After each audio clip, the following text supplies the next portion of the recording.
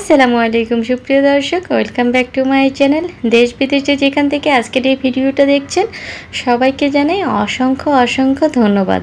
আজকের পর্বে শেয়ার করছি কফি দিয়ে অসম্ভব মজাদার ছোট বড় সবার পছন্দের জেলো ক্যান্ডি রেসিপি। আশা করি আজকের এই কফি জেলো রেসিপিটা আপনাদের কাছে অনেক বেশি ভালো লাগবে। আপনারা চাইলে বিভিন্ন ফলের জুস অ্যাড করে বা বিভিন্ন কালার অ্যাড করে বিভিন্ন টাইপের এই জেলো রেসিপি তৈরি করতে পারবেন। আমি একটি হাঁড়িতে 2 কাপ পরিমাণ পানি নিয়ে নিচ্ছি। আজকে আমি কফি দিয়ে তৈরি করে দেখাবো। আর যে কোনো ব্র্যান্ডের কফি আপনারা এখানে ব্যবহার করতে পারবেন। প্রথমে এই যে 5 টাকার যে স্ল্যাশে থাকে এরকম এক প্যাকেট নিয়েছি, নিয়ে এটাকে খুব ভালো করে পানির সঙ্গে মিশিয়ে দিচ্ছি। এখন এর মধ্যে আমি পরিমাণ মতো চিনি দিয়ে দিলাম, মানে মিষ্টিটা আপনাদের পছন্দ অনুযায়ী কমিয়ে বাড়িয়ে অ্যাড করে নেবেন, যাতে তিতা না লাগে এরকম পরিমাণে মিষ্টি দিবেন আর কি। এরপরে আমি আরও 1 প্যাকেট কফির মিশ্রণ দিয়ে দিচ্ছি আর কি, বা কফির পাউডার দিয়ে খুব ভালো করে পানির সঙ্গে মিলিয়ে নিচ্ছি। এরপরে দিয়ে দিচ্ছি 1 চা চামচ ভর্তি করে আগার আগার পাউডার। আপনারা ভালো ব্র্যান্ডের আগার আগার পাউডার ব্যবহার করবেন। আর অবশ্যই যে কোনো গরম কিছুর সঙ্গে কিন্তু আগার আগার পাউডার ব্যবহার করা যাবে না, মেশানো যাবে না। আগে থেকেই আগার আগার পাউডারটাকে খুব ভালো করে মিশিয়ে নিতে হবে। এরপরে আমি চুলাতে চলে এসেছি। এখন চুলাটাকে অন করে দিয়ে এই কফির যে মিশ্রণটা সেটাকে আমি ফুটিয়ে নিব। আর উপর থেকে দেখবেন যে অনেকটা এরকম ফেনার ক্রিয়েট হবে সাদা সাদা, সেগুলো ফেলে দেওয়ার চেষ্টা করবেন।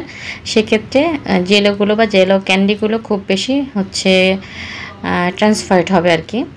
যাই হোক, এভাবে যখন বলক চলে আসবে খুব ভালো করে এই কফির মিশ্রণে, তারপরে 2 থেকে 3 মিনিট এটাকে খুব ভালো করে ফুটিয়ে নেবেন। আর উপর থেকে যে এরকম সাদা ফেনার ক্রিয়েট হলে সেটাকে কিন্তু ফেলে দিতে হবে।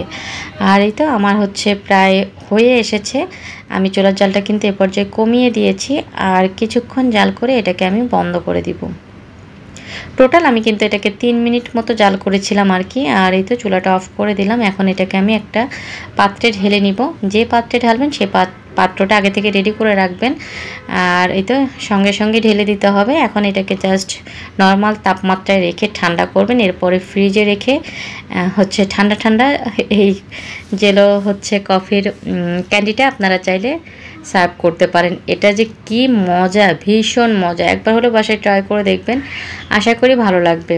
আর যদি ভালো লেগে থাকে তাহলে অবশ্যই আমার চ্যানেলটা সাবস্ক্রাইব করবেন, বেশি বেশি লাইক কমেন্টস এবং শেয়ার করবেন। আর এই জেলোগুলো জমানোর জন্য আপনারা একটু ভালো মানের আগার আগার পাউডার ব্যবহার করবেন, তা না হলে কিন্তু জেলোগুলো খেতে গন্ধ করবে। আর আমার বানানো যতগুলো জেলো আমি খেয়েছি তার মধ্যে ওয়ান অফ দ্য বেস্ট এই কফির জেলো। যারা এখনও বাসায় ট্রাই করেনি অবশ্যই ট্রাই করবেন, এটা ভীষণ ভীষণ মজাদার।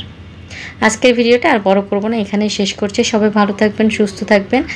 আর অবশ্যই আমার চ্যানেলটা সাবস্ক্রাইব করে আমার চ্যানেলের পাশেই থাকবেন।